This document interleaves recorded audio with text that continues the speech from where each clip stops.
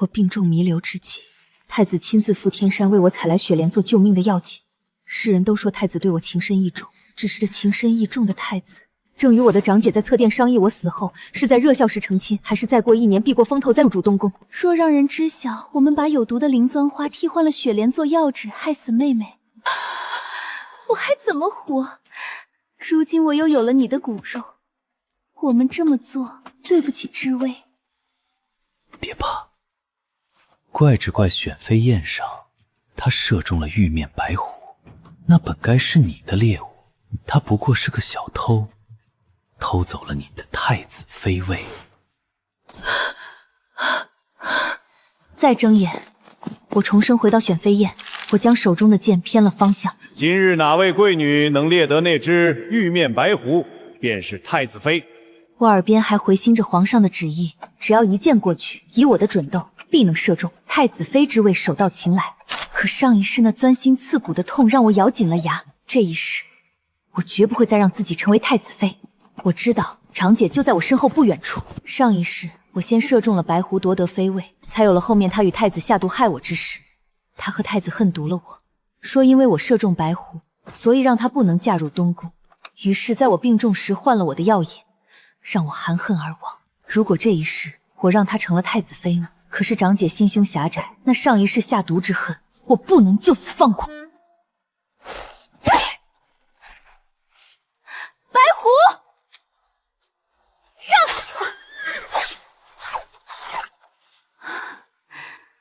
我怎么会射偏呢？好剑法！镇国公府家小姐猎得白狐。妹妹，真是不好意思，这太子妃是我的了。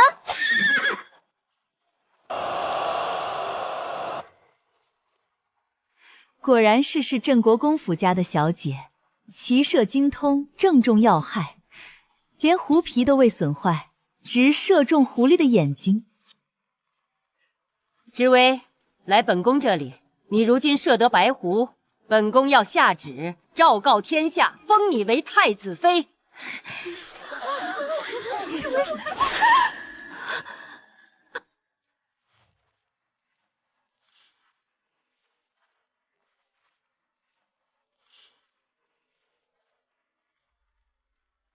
回禀皇后娘娘，这只白狐不是臣女所猎，是臣女的姐姐沈雪瑶所猎。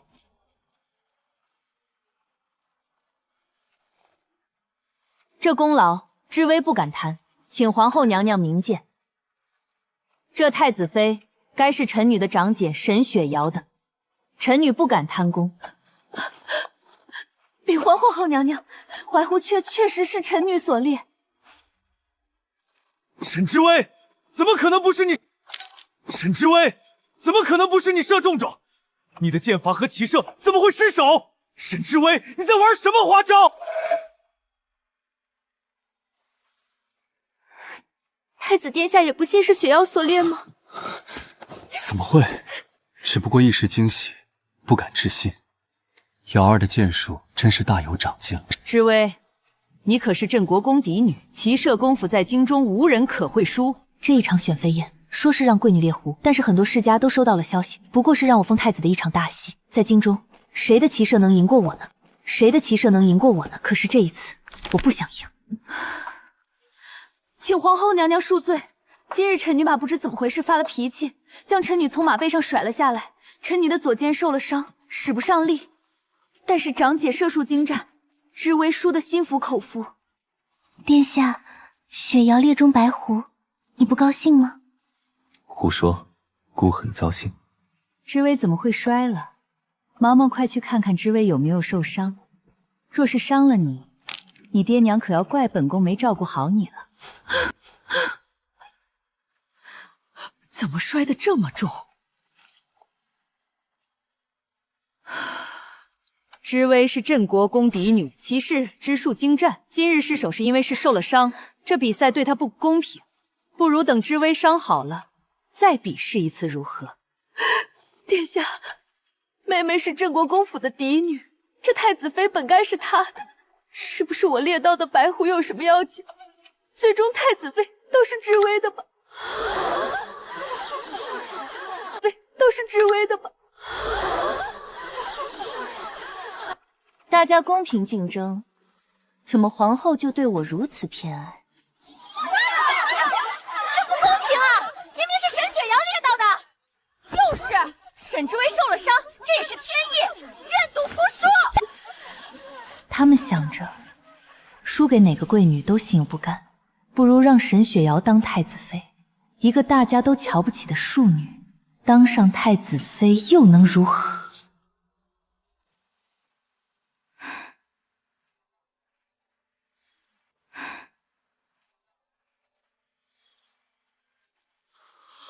母后，这选妃的规矩是早定好的，满京城谁不知道？如今雪瑶猎得白狐，这太子妃就是她。皇上金口玉言，岂能更改？儿臣心悦雪瑶，愿娶她为太子正妃。妾身愿意侍奉在太子左右，不离不弃。他处心积虑为太子谋划，想让他娶我为太子妃，从此镇国公府便是他最有力的后盾。可是没想到，居然被沈雪瑶这个庶女坏了好事。嫡庶之别，说起来容易，可实际上是天差地别。镇国公府为了嫡女会拼尽全力，可是一个无祖宗宗的庶女，谁会在意？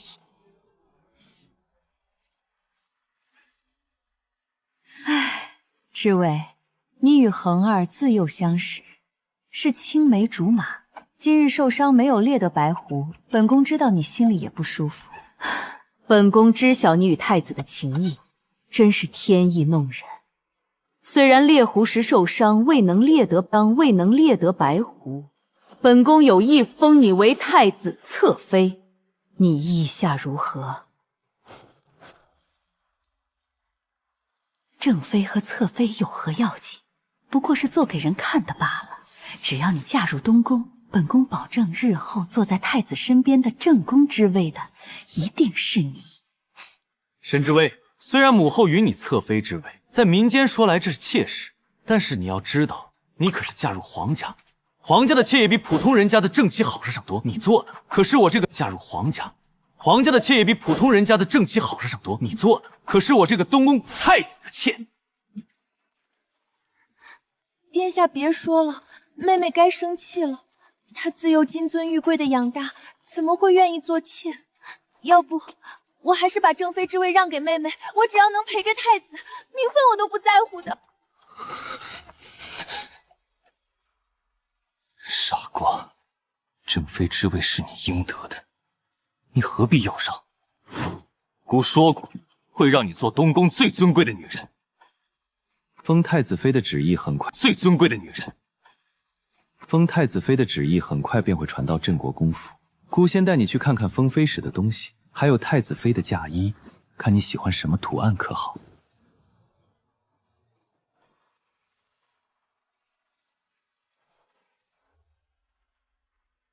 请娘娘收回旨意，臣女和长姐同出自镇国公府，沈家的女儿不可能同时嫁入东宫。还请娘娘谅。选中镇国公府的庶女有何用？用镇国公府的庶女有何用？让一个庶女做太子妃，简直是笑话！知薇，我知道册封你为侧妃，你心中不忿，可是你该知足的。说入住东宫后，他可以让你持掌中缚，他性子娇软，不像你这么决断。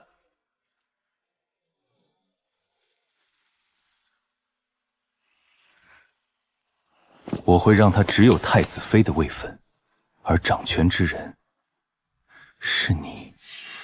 你是镇国公府的嫡女，镇国公府的嫡女，从小精心培养，东宫交由你打理，我很放心。只有一事，你若答应了，等你嫁入东宫后，雪瑶可以让你生下子嗣。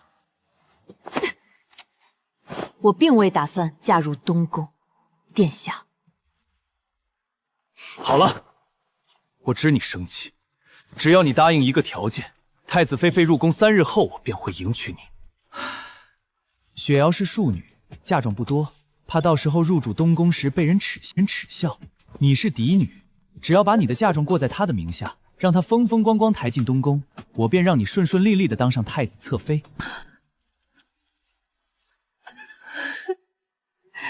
殿下说什么？让我把嫁妆过在沈雪瑶名下？他可真是敢想！姐姐，我虽是庶女，可是也是镇国公府的女儿。我如今要成为太子妃，我只是不想丢国公府的脸罢了。我会让太子詹氏不想丢国公府的脸罢了。我会让太子詹氏到国公府传姑的口谕，要善待太子妃，好好为她备嫁。母亲，是太子怜惜瑶儿出身天威，才提出要国公府为我好好备嫁，说让妹妹把嫁妆先给我，我抬进东宫也有面子。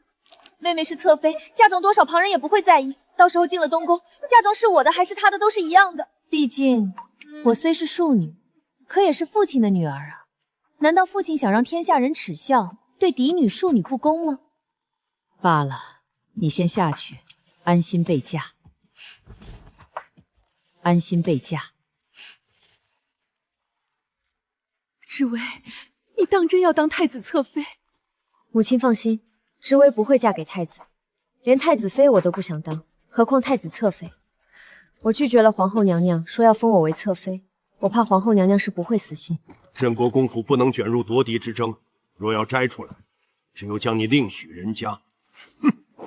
朕宫中圣旨未下，将你嫁了。哼！沈雪瑶想要嫁入东宫，便由得她去，到时候我们国公府自有说法。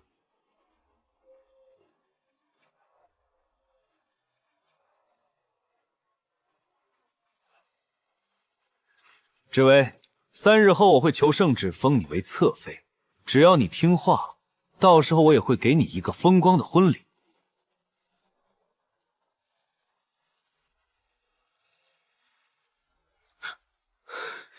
镇国公府这是要打姑的脸吗？姑的太子妃只有48胎陪嫁，岂有此理！太子殿下恕罪，沈知薇并非我的亲生生女儿，如今出嫁，为她准备48台嫁妆，自认对她不薄。此话一出，满场嘉宾哗然。太子妃沈雪瑶居然不是镇国公的亲生女儿。沈雪瑶不知道她并非父亲的女儿，只不过是同旁夫妻的遗子。当年产下她后，她母亲看是女儿，丢下她便跟别人跑了。父亲看她可怜，又是同袍的骨血，将她抱回了镇国公府，对京城的人说是边关时一位姨娘所生。父亲原想着为她备一副嫁妆，人说是边关时一位姨娘所生。父亲原想着为她备一副嫁妆，为她寻个好人家嫁了，也对得起死去的同袍之意。却没想到他的野心如此之大，要嫁入东宫，卷入这样的宫斗纷争。胡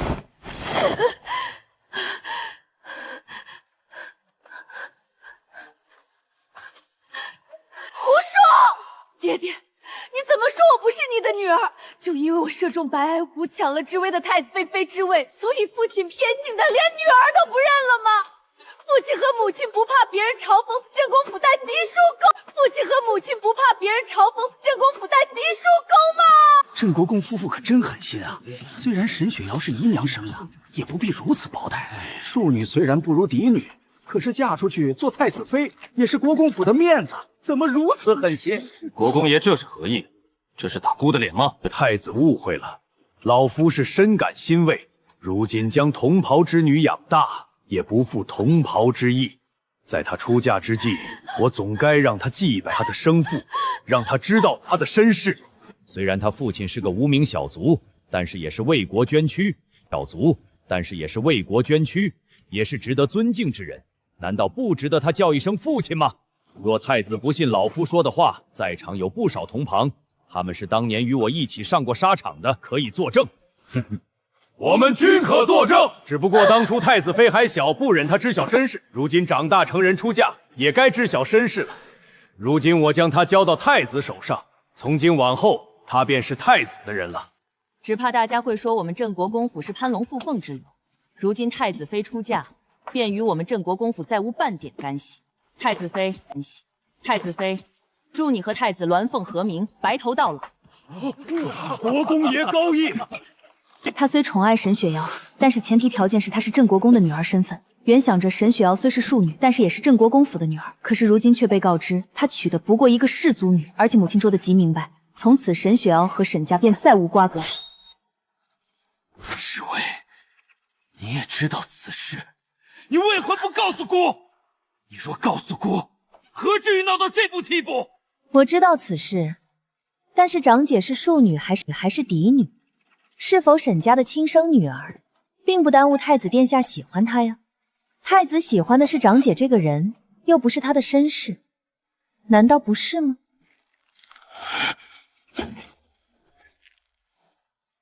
国公爷，姑和母后已商议过，姑要娶知微为侧妃，因为我与知微青梅竹马，我到时候会以正妃之礼娶她入东宫。3日后便会有圣旨下到国公府，到时候镇国公也要好好准备才是。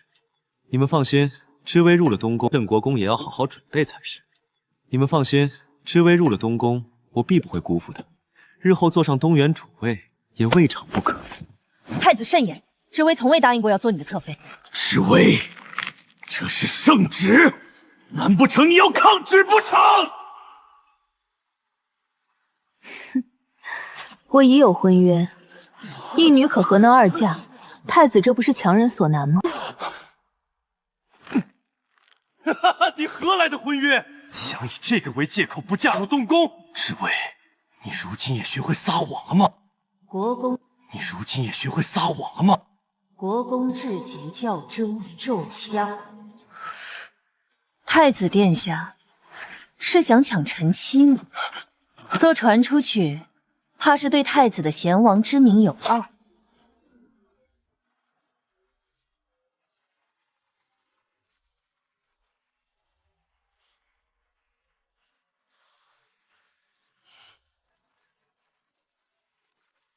还望国公爷见谅，我刚去深山猎了一双大雁，一看吉时将至，怕误了下聘的吉时，未来不得及疏属，便先赶了过来。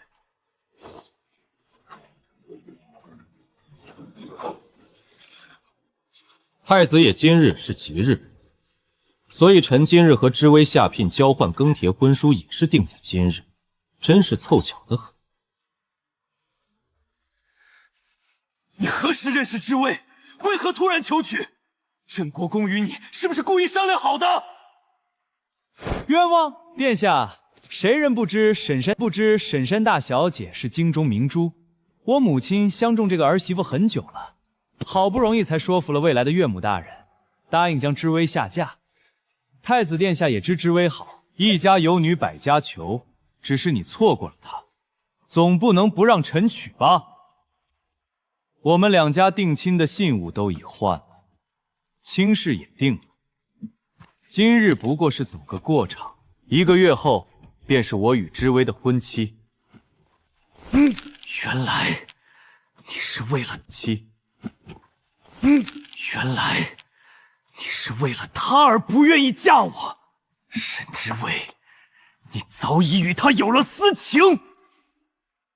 可你明明喜欢的人是我，还是因为你不能做正妃，便与公怒气？太子殿下，臣与沈小姐发情止乎礼，按父母之命、媒妁之意，何来的私情？难不成她不嫁太子，便要被毁了名声吗？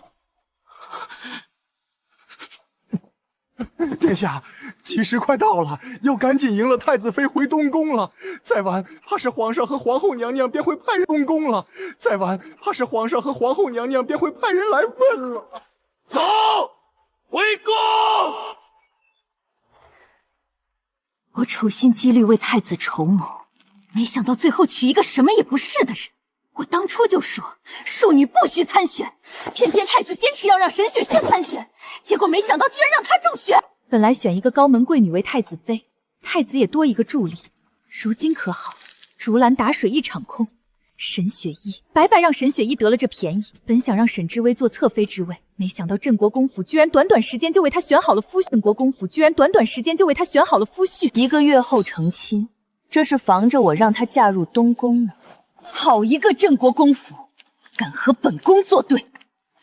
娘娘，那日群花横，太子妃射中了白狐，还有一人也险些射中，只不过后来让白狐跑了，只猎了一只兔子。可是当时他射白狐时，也有几位贵女看见，便是平西将军家的嫡女苏凌霜。平西将军也手持兵权，娘娘不如选她为侧妃，岂不好？好，好。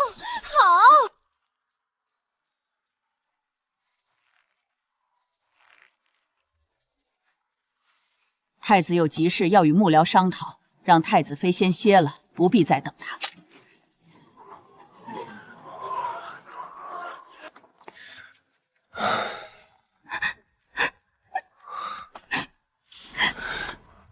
瑶儿，你是我的妻子，当永远站在我身后支持我，这样才是正妃的气度。太子妃，如今你是东宫主位，也该操心一下为太子选侧妃一事。我已吩咐了下去，7日后在宫中举办簪花宴，邀请名门贵女入宫赏玩。此事由你操办，你务必为太子选得他心悦之人，这是你为正妃的责任。到时候你们也一起进宫来玩，御花园的花都开了，正是漂亮的时候。可是臣妾才入东宫1日，按以往的规矩，不是太子妃入东宫3个月内是不许纳妾的吗？太子妃娘娘，那是对别的太子妃而已。按各朝的规矩，太子妃娘娘，那是对别的太子妃而已。按各朝的规矩，哪个太子妃不是高门贵女出身，须是嫡女的身份？如今你一个庶女，哦，不对，你一个不知哪里出身的民间女子做了太子妃，难不成还是独宠不成？你难道不知道，太子的长子必须出自贵女的肚子？殿下，他们说的可是真的？你的长子一定要由高门嫡女所生？生不生下长子，这个不重要，你只需知道，姑心里是有你的便足矣。况且女人生了孩子，姑心里是有你的便足矣。况且女人生了孩子，身材变形，不漂亮，你是最有漂亮的。这孩子呀，让别人生，也一样叫你一声母亲啊。太子的言下之意，就是长子必定不会出自他的肚子。太子成亲不过几日，便要选侧妃的事，一下子在权贵中传开了来。毕竟是太子侧妃，世家中还是很多有女儿的蠢蠢欲动。知花宴上，皇后便请了所有命妇和贵女，我随着母亲入了宫，一身太子妃的华丽打扮，高高在上的看着下面的贵女。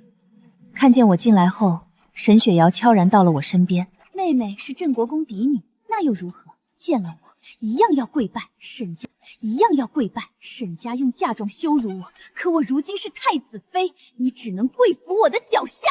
妹妹向来眼光好，不如由你帮我去花园摘几朵花来簪花吧。是，太子妃娘娘。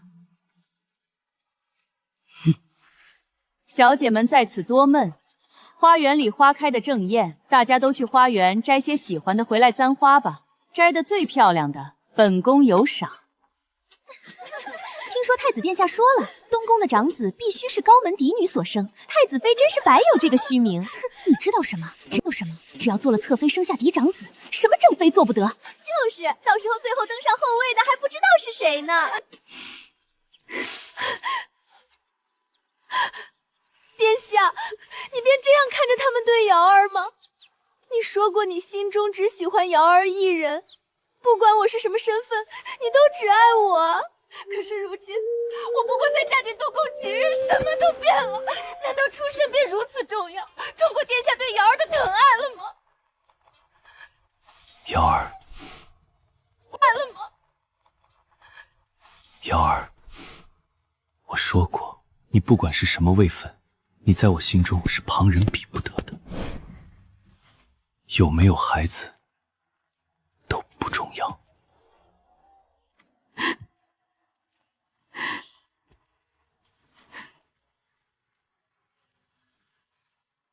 我是东宫储君，有些事情我也是身不由己，你一定会体谅我的，是不是？殿下，殿下，等我大权在握，瑶儿，等我大权在握，大权在握，瑶儿，等我大权在握，瑶儿，你一定是我的皇后，旁人取代不得。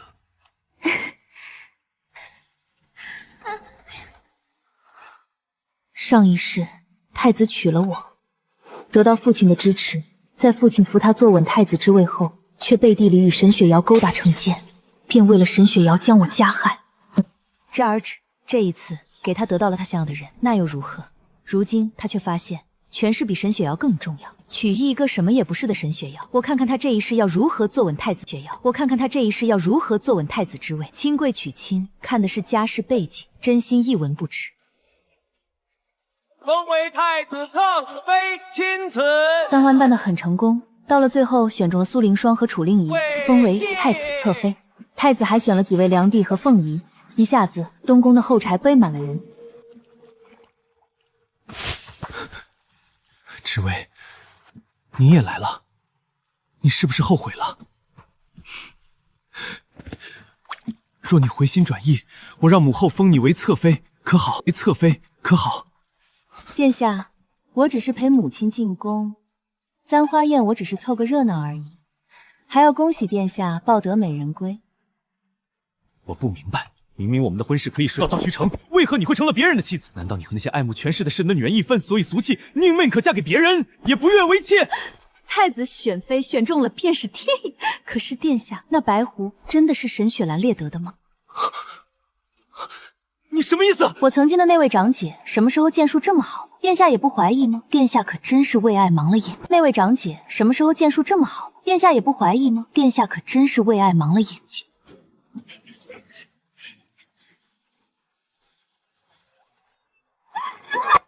说在群发宴上是沈雪瑶给了他100两银子，让小的跟着入林，在看见白狐时拿他的剑为他射杀白狐。那支刻着沈字的剑，便是小的为沈小姐射的。100两银子会让你做这抄家灭族的事，还不说实话？小的原在镇国公府做过侍卫，因为喝酒误了差事被赶了出来，在府里便与小姐认识。小的爱慕小姐许久，他说只要我为他做成此事，他会想法子叫我调到东宫，到时候是欺君。殿下，不是这样的，臣妾没有骗你，是这侍卫胡说八道，我与他毫无干系。姑什么还没说，你便说与他无关？你怎么知我要问你与他的干系？沈雪瑶，没想到那本该是知微列中的白狐，却被你诡计抢了先。是你害我不能封知微为太子正妃，是你害得我抢了先。是你害我不能封知微为太子正妃，是你害得我如此被动。在朝中没有镇国公的福，你这贱人害得我好苦。小玉殿下长相思虑啊，你不是说过你心中太子妃人选一直都是我？我只是为了能做太子妃与太子永远在一起而用的手段，他无伤大雅，也没有害人，殿下。你知不知道如今我在朝中有多艰难，皆是因为你。我以为你单纯可怜，没想到你从头到尾都在利用我。你居然连选太子妃都用尽手段！来人，将太子妃拖下去，禁足内用，不得出来。这一世，因为失去了父亲的支持，还有我嫁给了骠骑将军，在武将中，他仅有一个平西将军的扶持。而平西将军手持的兵权，比起父亲和萧怀齐，不值一提。1个月后，我与萧怀瑾大婚。新郎官接琴喽！镇国公嫁女，骠骑将军娶妻，朝中的权贵几乎都来恭贺，连皇上都赏了些赏赐以示恩宠。奉天承运，皇帝诏曰：册封骠骑将军之妻为2品诰命，钦此。臣妾领旨谢恩。第2日，我封为2品诰命的旨意便下到了骠骑将军府。我与萧怀建成亲后，父亲与萧怀建在朝中与太子向来不对付，不说为难，要支持那是绝不可能的，以至于太子面对几位成年皇子各有各阵营的支持，心慌意乱，只怕被人夺了权位，想尽办法在朝中拉拢权臣，引来皇位，想尽办法在朝中拉拢权臣，引来皇上的不满。太子妃被幽禁，这东宫的天怕是要变了。谁先诞下皇长孙，谁就是赢家。而东宫里太子妃被禁足，谁就有可能取代正妃之位。楚令仗着自己是皇后的内侄女，摆在太子妃的位置，居然悄悄的给几位侍妾和苏侧妃下了避子药。谁知楚令仪的嬷嬷下了大伎俩，居然让刚有孕的苏侧妃腹痛不止。等太医赶来时，已见了红。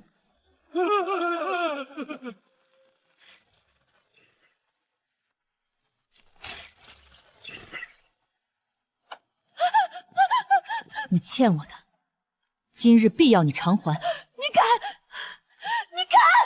皇后是我姑母。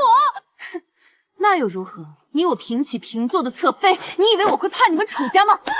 一碗红花灌了下去，绝了子嗣，也绝了楚令仪的皇后梦。楚家闹着要苏家偿命，苏家闹着要太子休妻。苏凌霜不做这太子侧妃，说太子宠爱表妹，导致他谋害皇嗣，胡作非为。东宫乱成了一团，东宫的事都被两家闹到了陛下跟前。太子被皇上撤责，说他连内宅之事都处理不好，日后如何治理天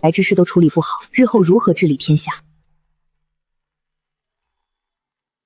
根据前世的记忆，我告诉了萧怀和太子在江南赈灾时贪墨。父亲和萧怀哲收集了太子在江南赈灾时贪墨的证据，还有楚家人一起圈地逼害良民的罪证。逆子，朕还没死，他就急着抢班夺权了。这江山是朕的江山，东宫意图谋反，即刻包围，任何人不得出出。锁门。很快，真相浮出水面，民情激愤。皇上下旨，褫夺太子封号，贬为庶民，流放永州，无诏永世不得回京。而东正与女眷全部随流放。废太子流犯出京那一日，正是我进宫受封那日。因为萧怀瑾战功赫赫，父亲劝他要收敛，以免功高盖主引来猜疑。他顺势向皇上求给我一个一品诰命，将他的功劳放我身上，册封为一品诰命夫人。皇上乐见其成，封一个妇人比册封他更容易。今日进宫受封，却看到带着枷锁和一群女眷狼狈不堪被押出来。太子看着驶进宫中的马车，脸上满是悔恨，但是一切都太迟了。自此人生不复相见。